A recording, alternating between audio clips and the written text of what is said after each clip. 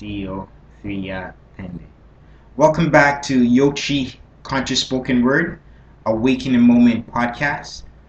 We're going to be talking about my near-death experience, the aftermath of what happened once I got back out of the hospital, I should say. And what happened when I got back out of the hospital and I went home, a lot of the things happens that my mind, my body didn't feel like mine. And in the process of being home, well, I was married at the time and I had two young boys. I still do, Constantine and Manuel, and I was married to Len. So in that process of going home and the families come to visit, I remember one time sitting on the floor and I felt like almost like a newborn child, like rebirth, rejuvenated, and just learning new things and seeing the world differently. And what are some of the things that I went through in my mind after was what just happened? How is this possible? I felt nervous, I felt fear, I felt anxiety, I was unsure, I had doubts of my own mind because I never knew anybody else that's gone through this near-death experience that I was able to talk to and communicate with and ask them their question and what was some of the steps that they did to be able to get a grip on what's going on. And as I go through the process of trying to figure out what happened, I found myself digging more into the holistic healing, right? And I go back. So when I started digging into holistic healing, I was already digging more and more and trying to figure out what's going on. Hypnotherapy, was thinking about Reiki, thinking about energy healing, the chakras, acupuncture, trying to find my way through and now feeling rebirth from my near experience. I call it like a rebirth, a renew on life, right? So I found it was a renewing of life and understanding, and I had a second chance to be able to come back and do amazing things, which hopefully that's what I'm doing now, be able to help others. So a lot of things that went through my mind was I felt weird.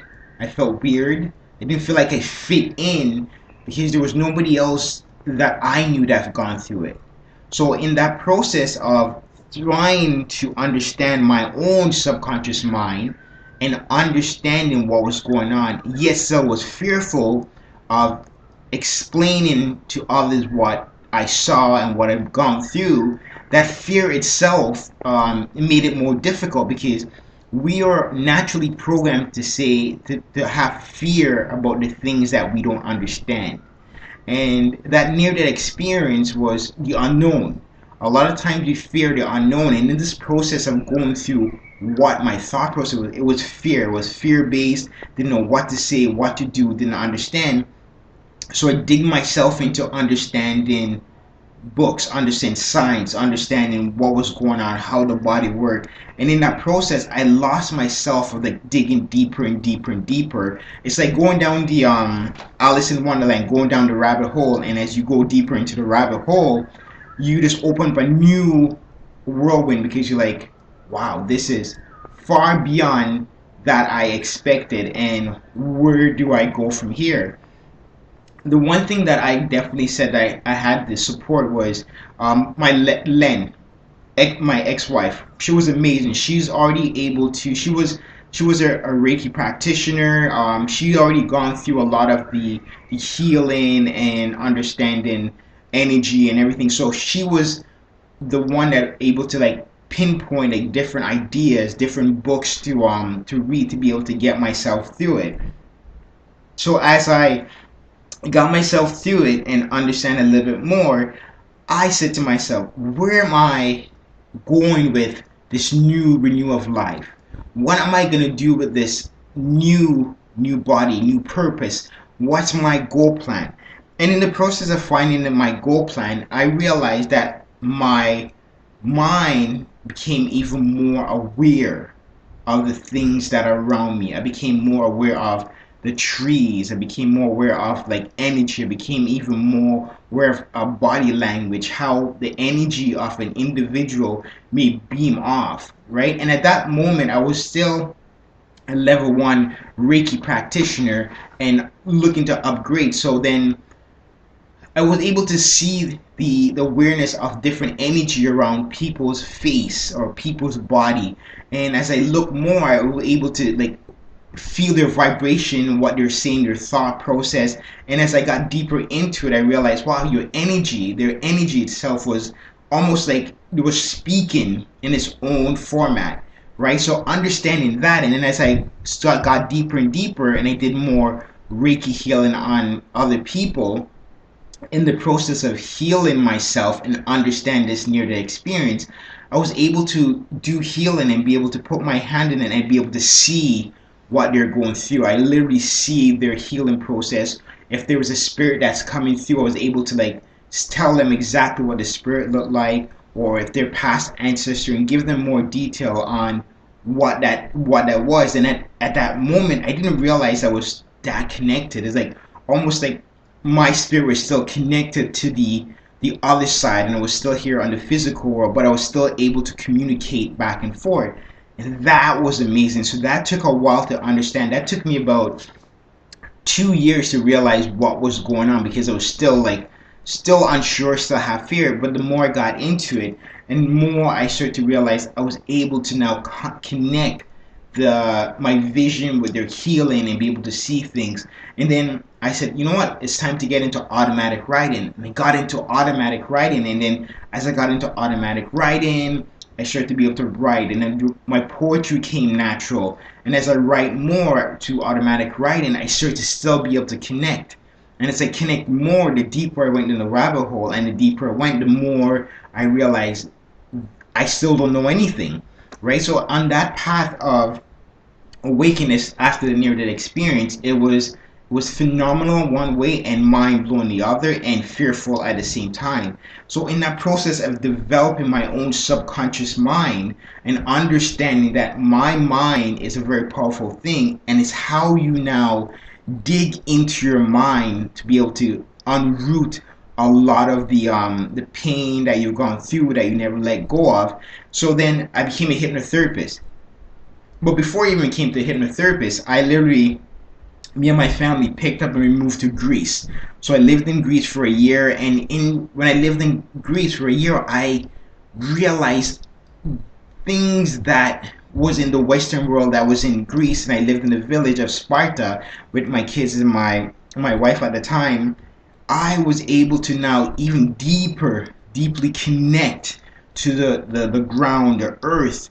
And that's when I was in Greece, and that's when everything became unfold. I realized, wow, I'm actually gifted to be able to do this and be able to help others. In the process of living there as a farmer, I worked with my hands, I worked on the field, and I started to intertwine myself with nature. And as I intertwined myself with nature, became even more in-depth, more fascinating, and working with the animals and stuff. And then at one point, I came back to Canada, and I said, okay, there it is. So I'm back to Canada. So before I even came back to Canada, I worked in the gyms in Greece, and I did Yokchi sequence movement. I did some Reiki healing in the village, where at that time they weren't necessarily open to alternative healing, but the people that was there were. And that gave me an in that, wow, yes, I could influence others in a positive light. So in the process of that, and creating the Yokchi sequence movement, that I never even knew that Yokchi healing arts or Yokchi-Conscious spoken word didn't even existed at that time. It wasn't even a thought, right? So in the process of working at these gyms and learning more and understanding the language and speaking the language, it gave me an in-depth idea of who I was. So after that near-death experience, I actually took me about 4 years to understand who I was, my purpose, and how I'm able to do these things, right? So, and again, as it was there, I learned how to astral project. I learned how to remote viewing, and I was almost developing myself when I lived in Greece. I was cultivating my mind, cultivating my thought, and building on all the things that I learned in Greece, just being there and interacting with different people that was in that group. So as I came back to Canada right now, and then over the time, I was sitting in my meditation, and then in the midst of my meditation, I heard Yokchi Healing Hearts, and they're like, oh, that's different. And I heard Yokchi Healing Hearts, and as I heard Yokchi Healing Hearts, I heard a voice says, this is going to be the business that you're going to develop where you could help others and show people that the near-death experience and your thought process and understanding how to get deep in your subconscious mind using hypnosis, remote viewing, astral projection, and understanding acupuncture and Reiki, and be able to combine all that like an alchemist. You'll be able now to pull all the things, right? So as I did that, it became mind blowing, and that's when the Yokchi Healing Art symbol popped into my subconsciousness through that deep meditation, and the Yokchi Healing Arts and Yokchi-Conscious spoken word blossom from that one thought, that meditational thought, and from that thought and from that near-death experience blossom into now what the business I own, Yokchi Healing Arts, where we provide all type of alternative healing service.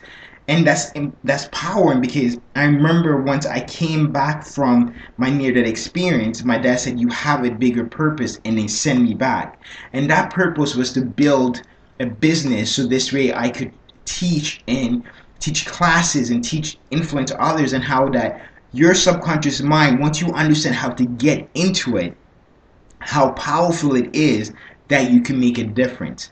And that was my aftermath of my near-death experience. It took me about 4 or 5 years to understand, yes, what was going on. But when I did understand it and have a grip on what was going on, I was able to use that near-death experience to now propel myself to be able to connect with the spiritual world, the physical world, and then understand the spiritual world and the physical world, and be able to now explain what's going on to my clients, to people that are in need of my help, and provide that service to be able to uplift them and motivate them.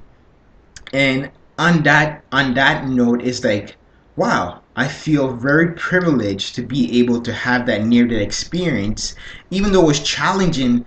At the time, the challenge built my confidence, it built my awareness, it built my deep spirituality, built my deeper soul connection to be able to unravel my subconscious mind with all the crazy thoughts that was going there, unravel it and put it into a work of art. It was like Michelangelo sculpting this piece, and that's in my mind. I was my own Michelangelo sculpting Yokchi Healing Art and Yokchi-Conscious spoken word from my manifestation, from my near-death experience, and now applied in this physical world.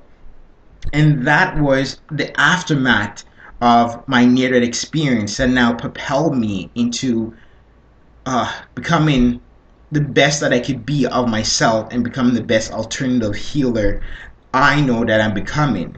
Alright, so near-death experience could either go one way or the other, and this for me is how you discipline your mind, how you program the thoughts of what you're looking for in your mind, because your mind will actually do what you want it to do, as long as you program it with the right suggestion, right keywords, and right trigger words to be able to unlock the layers of your mind, like the movie Inception. Once you're able to dig deep inwards through the layers of inception in each layers, and get deeper and deeper, you realize what is left in your mind before you came to this earth from your mother's womb, that everything is in your mind. You just have to understand how to unlock it, to be able to get deeper in your mind and use that knowledge within to help others and motivate them. And that was my aftermath of my near-death experience, and I'm happy to be here. I'm truly happy to be here. So and that was my aftermath. All right, it was definitely fascinating. So but yeah, so that was, I kept it really brief, but that was mind-blowing. And in the process of all that, I've met some amazing healers, people that show me different things, books, and hypnotherapists that actually helped me unlock that part of my mind that I now use on a daily basis to be able to connect with the spiritual world. So if I'm looking in need of something and I sit and meditate, I guarantee you in my mind, my ancestors or my spiritual guide will give me a sign or point me in the right direction. You just have to look out for those signs and directions that you need and become more aware of your thoughts and your body and your body language. And once you become so in tune with your own body, mind, and soul, everything will present itself in the form that you understand. Right? But again, thank you for listening to Yokchi-Conscious Spoken Word, Awakening Moment podcast, and keep listening to our episode and have a phenomenal night or day wherever you're listening to. Have a good one. Tale Ep3. Welcome back to Yokchi.